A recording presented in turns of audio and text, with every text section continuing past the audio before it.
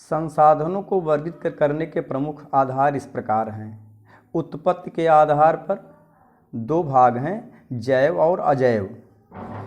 फिर समाप्यता के आधार पर नवीकरण योग्य और अनवीकरण योग्य। तीसरा, स्वामित्व के आधार पर व्यक्तिगत, सामुदायिक, राष्ट्रीय और अंतर्राष्ट्रीय।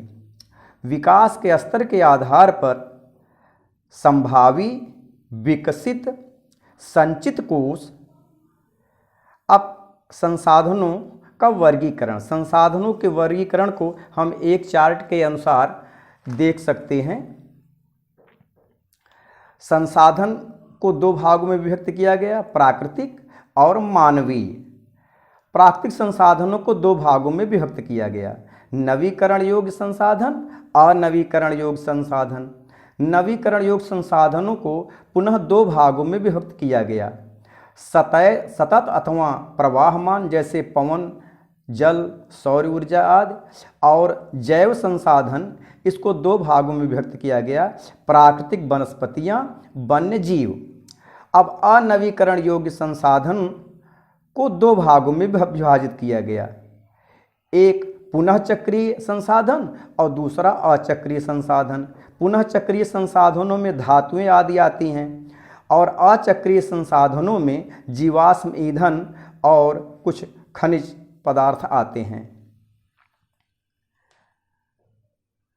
अब उत्पत्ति के आधार पर हम संसाधनों को दो भागों में विभाजित करते हैं।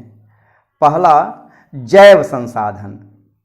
इनकी प्राप्ति जीवमंडल से होती है, ये सजीव होती हैं, जैसे मनुष्य, वनस्पतियां एवं जीव जंतु। अजैव संसाधन, इसमें निर्जीव वस्तुएं आती हैं, जैसे चट्टानें, शैलें, धातुएं आदि। अब दूसरा आधार है समाप्यता के आधार पर। समाप्यता का मतलब वह वस्तुएं कितने समय में समाप्त हो जाएंगी या कितने दिनों तक चलेंगी। तो इसको भी दो भागों में विभाजित किया गया है। नवीकरण योग्य संसाधन, ऐसे संसाधन जिन्हें भौतिक, रासायनिक और यांत्रिक प्रक्रियाओं के द्वारा नवीकृत या पुनः उत्पन्न किया जा सकता है, नवीकृत योग्य संसाधन कहलाते हैं। इन्हें पुनः पूर्ति योग्य संसाधन भी कहा जाता है। इनको सतत या प्रवाहमान तथा जैव संसाधनों में विभक्त किया गया है।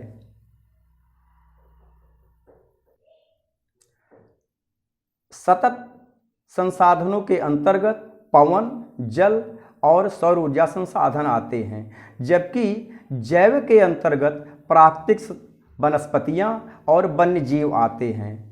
नवीकरण योग्य संसाधन, अनवीकरण योग्य संसाधन। अनवीकरण योग्य संसाधन का विकास एक लंबी भूगर्भिक क्रियाओं के परिणाम स्वरूप होता है।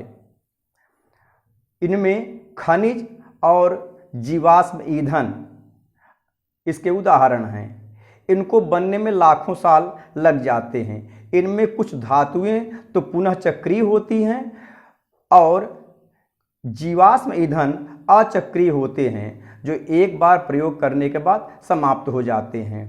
अब अगला आधार है स्वामित्व के आधार पर। तो स्वामित्व के आधार पर इनको चार भागों में विभक्त किया गया है, व्यक्तिगत संसाधन, सामुदायिक संसाधन, राष्ट्रीय संसाधन और अंतर्राष्ट्रीय संसाधन। व्यक्तिगत संसाधन, इस पर किसी व्यक्ति विशेष का अधिकार होता है, जैसे किसी की भूमि है, जो जमींदार है तो उसकी वो अपनी भूमि होती है, उसका स्वयं मालिक होता है। सामुदायिक स्वामित्व वाले संसाधन वे संसाधन होते हैं जिन पर पूरे समाज का अधिकार होता है, जैसे कुआं, तालाब, चारागाह आदि। राष्ट्रीय जो स्वामित्व वाले संसाधन होते हैं, यह देश, इन पर देश का अधिकार होता है, जैसे रेलें, सड़कें, यातायात के साधन आदि। अंतर्राष्ट्रीय संसाधन वे संसाधन होते हैं जिन पर किसी अंतर्राष्ट्रीय संस्था का नियंत्रण होता है, जैसे खुले हुए समुद्र, माने किसी भी देश से 100-200 समुद्री मील तट की सीमा से छोड़ करके जो क्षेत्र होता है वह अंतर्राष्ट्रीय संसाधन के अंतर्गत आता है। वहाँ उन पर माने उस पर कुछ काम करने, उसका उपयोग करने के लिए हम लोगों से बातचीत करनी होती है।